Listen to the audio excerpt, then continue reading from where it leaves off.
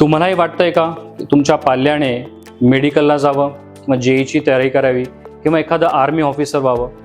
पण माझा एक सोपा प्रश्न आहे तुम्हाला, तुम्ही ह्याबद्दल तुमच्या पाल्याला विचारलं आहे का?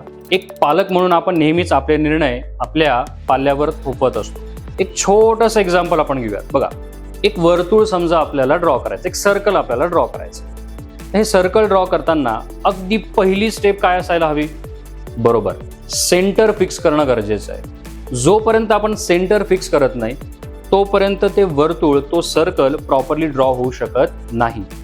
आजच्या मितीला होतं काय आहे, तो सेंटर म्हणजे आपला पाल्य म्हणजेच विद्यार्थी हा कुठेतरी बाजूला राहतोय आणि आपण फक्त सर्कल म्हणजे वर्तुळाबद्दल डिस्कशन करतोय.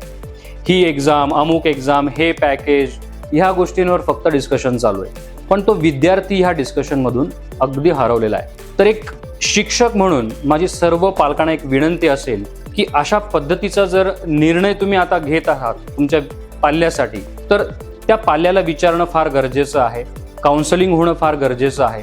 आणि अशा काउन्सलिंग सेशनसाठी लर्नमेट कोचिंग सेंटर, अशोक स्तंभ, नाशिक येथे आम्ही आपल्या काउन्सलिंगसाठी तत्पर आहोत.